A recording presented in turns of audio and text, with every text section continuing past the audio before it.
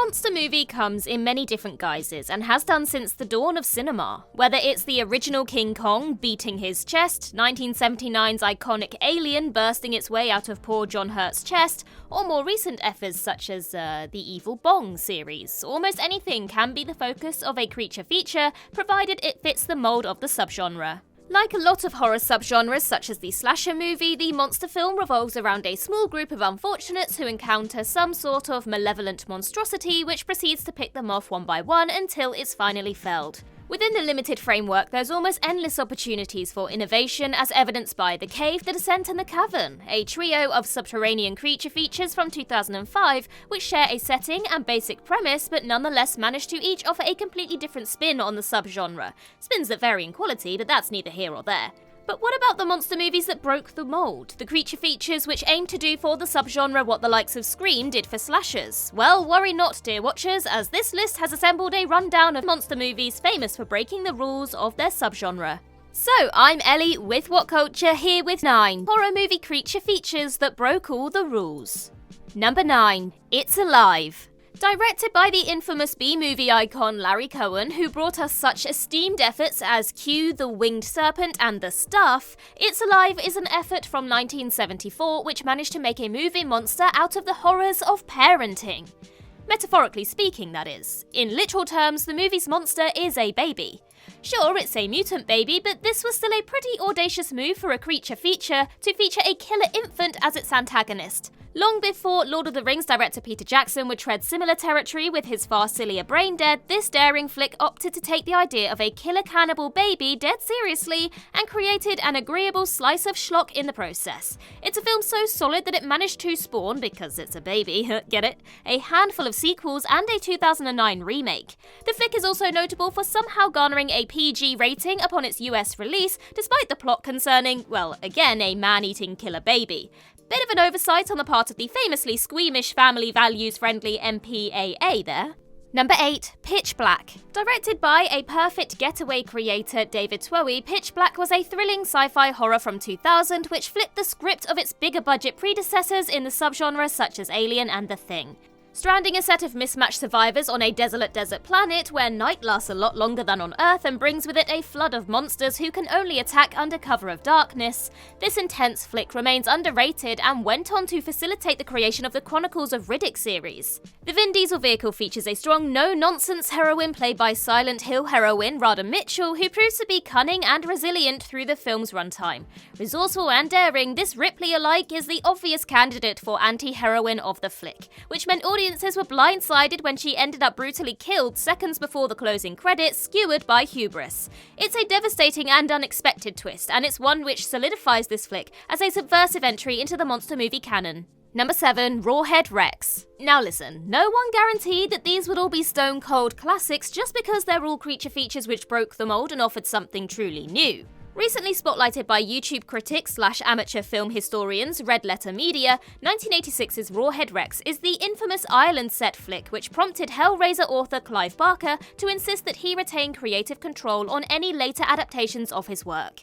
Make no mistake, the original short story does feature a penis-headed demon, so the jury's out on whether this could ever have worked on screen. But whilst this quintessentially 80s slice of rural horror is pretty laughable at times, it did cross a line by offing one of the hero's kids early in proceedings. The eponymous monster tears his way through a rural village with wanton bloody abandon, but none of the gory massacres prepared viewers for the thankfully off-screen scene wherein the titular terror kills and eats a small child. Silly as the rest of the film can be, it's hard not to admire its daring in this surprisingly effective sequence. Number 6. Altitude. As iconic as cosmic horror icon / problematic literary figure H.P. Lovecraft's work is, precious few films have endeavoured to realise the planet-sized monsters which lurk throughout his work on the cinema screen. 2020's Underwater may have given viewers a glimpse of Cthulhu, but an inability to effectively portray these apparently vast monsters hobbled Guillermo del Toro's slated adaptation of At the Mountains of Madness and led the creators of Cabin in the Woods to settle for a giant hand in their place. This underrated Lovecraftian horror from 2010 sees a small group besieged by an impossibly huge monster, while stuck on a plane thousands of feet in the air. This clever premise means viewers see virtually nothing of the monsters outside for much of the flick's runtime. Instead, the filmmakers employ the same stylistic tricks as former Walking Dead showrunner Frank Darabont's Stephen King adaptation The Mist, glimpsing only occasional tentacles and eyes to imply the size of the thing. However, by the film's close, much like The Mist, Altitude does offer a good look at its reimagining of Cthulhu, and the tentacled terror is well worth the wait. Number 5. Isolation. Released in 2005, Isolation is an Irish indie horror with one of the most impressive, if tiny, casts in the genre's history. Featuring Preacher's Ruth Negga, The Babadook's Essa Davis, and Possum's unsettling screen presence Sean Harris, this flick makes for a terrifying slice of remote rural horror as it sees its small but starry cast of characters attempt to escape a largely unseen mutant threat. And it's just as well said monster remains largely unseen, as Isolation's antagonist is genuinely terrifying despite its unexpected origin.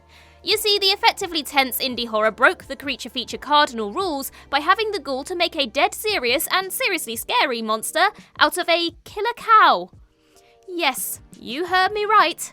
And yes, the film does really manage to make this bloodthirsty monstrosity into a genuinely terrifying threat, an audacious experiment which goes to show a truly talented filmmaker can wring fear from almost anything. Bravo, I am not a serial killer Helmer, Billy O'Brien. Number 4. Feast. It doesn't get much more rule-breaking than messily offing the film's self-described hero and obvious leading man a few seconds after he's introduced, does it? Feast was the feature film project which the third season of Good Will Hunting star Matt Damon's Project Greenlight, a reality TV series which pitted potential filmmakers against one another to fight for production resources, centered around. The 2005 horror comedy really pulls no punches, going so far as to introduce Grey's Anatomy star Eric Dane in the role of Hero as a handy on-screen graphic informs viewers and have him utter the line, "I'm the guy that's gonna save your ass," before immediately being beheaded by the monstrous clawed antagonists of the film. It's a hilariously subversive start to proceedings which ensures viewers know this film will be disregarding any genre rulebook and operating entirely on its own twisted blackly comic logic from here on out. It's just a shame that poor McSteamy needed to lose his head for that point to become clear. Number 3. The Ritual.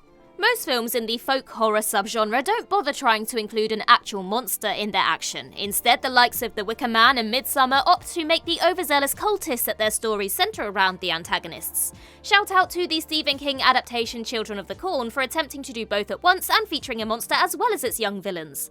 It failed disastrously and became laughable, but props for trying nonetheless. However, 2017's The Ritual, directed by the Signal Helmer David Bruckner, combined elements of the folk horror subgenre with a new and truly surreal monster of its own in order to reignite interest in both folk horror and the creature feature subgenre at once.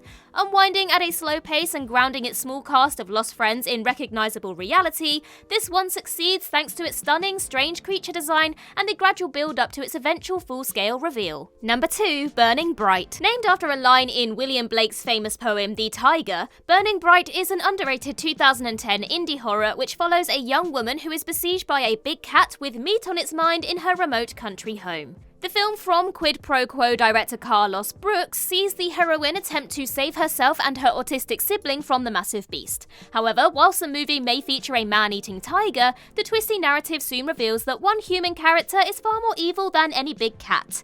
Yes, it's the trope that we all know and love. This monster movie flips the script on the creature feature subgenre by having humans, and one bastard in particular, be the real villains. It's a perfect setup for a thrilling siege horror which ends on one of the genre's most cathartic denouements and makes for an effective slice of eco-horror which is more thoughtful and animal-friendly than most entries in the genre. Number 1. Troll Hunter. Released in 2010, Troll Hunter is a superb found-footage satire which turns the conventions of the monster movie genre on its head. A flick which manages to be both a warm-hearted send-up of creature features and a pretty effective one in its own right, the film follows a set of film students as they accidentally uncover and endeavour to make a documentary about the titular Troll Hunter. A stoic anti-hero who has spent years offing the mythological beasts of Norwegian folklore as his day job, the eponymous character takes them on an adventure which deconstructs not only the subgenre which brought us the Blair Witch Project, but also the monster movie's reliable tropes too. A deadpan satire of the creature feature, this flick was set after its breakout success to be remade by Home Alone director Chris Columbus's production company, with the Descent director Neil Marshall at the helm. However, the project fell apart, meaning this charming and clever flick remains the definitive portrait of cinematic troll hunting, as well as a testament to the monster movie's format's potential for subversive invention. And that's everything for our list. Let us know your thoughts in the comments down below, and while you're there, don't forget to like and subscribe and tap that notification bell. Also, head over to Twitter and follow us there, and I can be found across various social medias just by searching Ellie Littlechild. I've been Ellie with What Culture. I hope you have a magical day, and I'll see you real soon.